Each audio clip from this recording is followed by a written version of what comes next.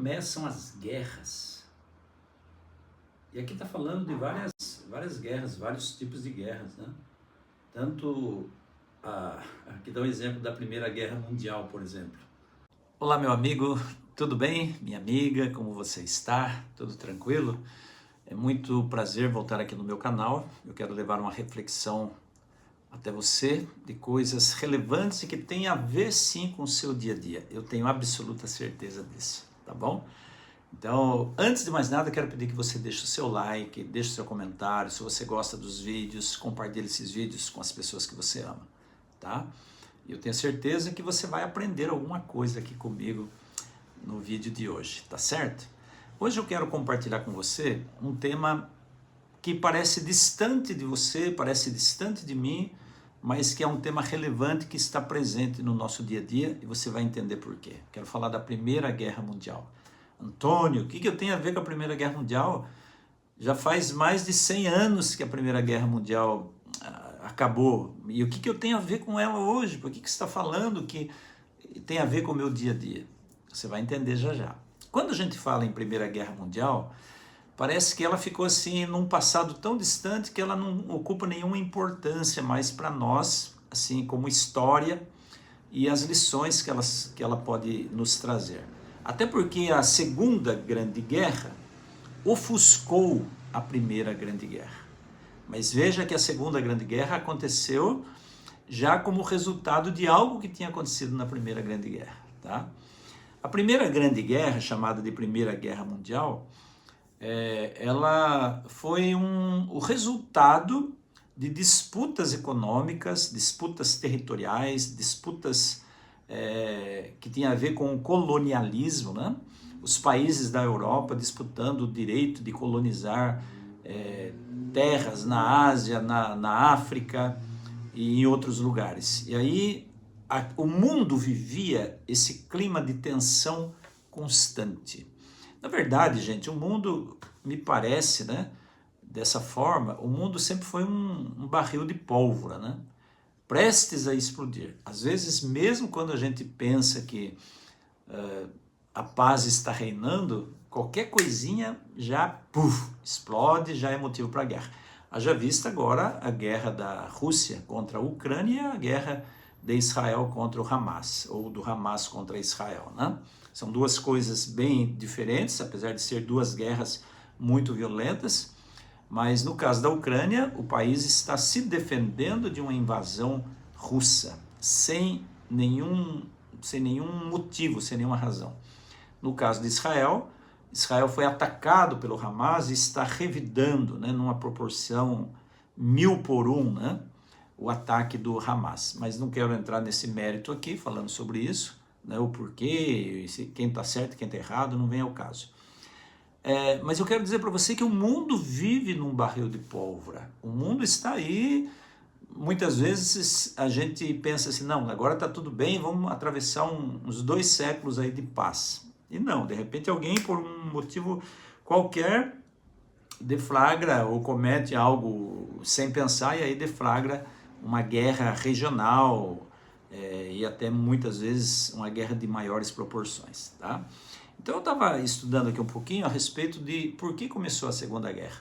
Havia essa tensão, essa disputa entre os países da Europa, né? E aí essa disputa tinha motivos econômicos, políticos, ideológicos e tudo mais. E aí dentro dessa tensão, no meio dessa tensão, olha o que aconteceu. Em 28 de junho de 1914, o arquiduque da Áustria, ele foi visitar a Bósnia. O arquiduque era o Francisco Ferdinando. Ele fez uma visita a Sarajevo, capital da Bósnia, tá? E ele levou a esposa dele. E ele quis realizar um passeio, um carro aberto e tal. E aí aconteceu o assassinato dele, tá? O assassinato do arquiduque. Ele e a esposa foram assassinados. E aí começou a Primeira Guerra Mundial, tá? Porque daí países como Reino Unido, Itália, França e Rússia se uniram de um lado, e do outro lado Alemanha, Áustria, Hungria, Império Otomano, hoje Turquia, né? E Estados Unidos também se envolveram na guerra. Então veja só, gente, havia uma tensão, houve um motivo e agora houve uma declaração de guerra. Você já parou para pensar que as maiores tragédias da humanidade, em termos de lutas, em termos de armamentos, em termos de guerras, de mortes, sabe? Elas começam normalmente com uma coisa aparentemente insignificante. Aparentemente insignificante, mas tem um motivo muito forte por trás disso. Normalmente são os interesses econômicos, financeiros, políticos e interesses pelo poder. Por que eu estou falando da Primeira Guerra hoje? E eu quero trazer essa fala, essa reflexão para o nosso contexto. Gente, as guerras pessoais que nós travamos, muitas vezes em família, muitas vezes no grupo de amigos, elas começam também devagarinho, disfarçadamente, aos pouquinhos. Às vezes, uma conversa insignificante gera um mal-estar, aí aquele mal-estar vai sendo alimentado, os pensamentos vêm, os julgamentos vêm, e a gente não chega para a pessoa e não conversa, a gente não chega para um diálogo. Eu sempre digo que todos os problemas de relacionamento começam com o problema de comunicação, e a gente não chega a dialogar, a gente fica fugindo do encontro, né, com essa pessoa envolvida, e a tensão vai cada vez mais aumentando, e eu comparo como se fosse uma represa, né? Você vai represando ali as emoções, vai represando, até que chega um momento que a represa não aguenta. Abre-se um buraquinho ali na barragem, né, da represa, e toda aquela pressão ela quer sair por aquele buraquinho. Toda aquela água, aquela lama acumulada, ela quer sair por aquele buraquinho. E olha como é interessante a gente pensar nisso. Lembra da tragédia de Brumadinho, em Minas Gerais? Foi exatamente assim que aconteceu. Toda aquela lama represada quis sair por uma pequena abertura, aí rompeu-se a barragem, e aí muitas vidas foram ceifadas, muitas propriedades, muito dinheiro foi perdido, né?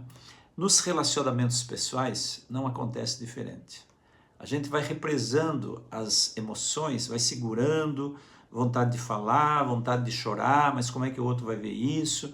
E a gente não quer demonstrar para o outro que a gente é fraco, porque muitas vezes na nossa concepção humana de ser, né, na nossa concepção humana, a gente acha que pedir perdão é fraqueza, que tomar iniciativa para uma conversa é fraqueza, e aí a coisa vai crescendo, e quando explode ela faz desastres, tá? Às vezes nós falamos o que não devemos e ouvimos também aquilo que não queríamos ouvir. Nos ferimos, nos magoamos, e se a gente não quebrar esse ciclo, a gente vai fazer com que essas tensões aumentem cada vez mais e o relacionamento vai ficando cada vez mais distante. Isso pode acontecer em família, pode acontecer entre amigos, pode acontecer no trabalho, entre colegas de trabalho, na igreja, assim como em âmbitos maiores, como na política e na relação entre os países, tá?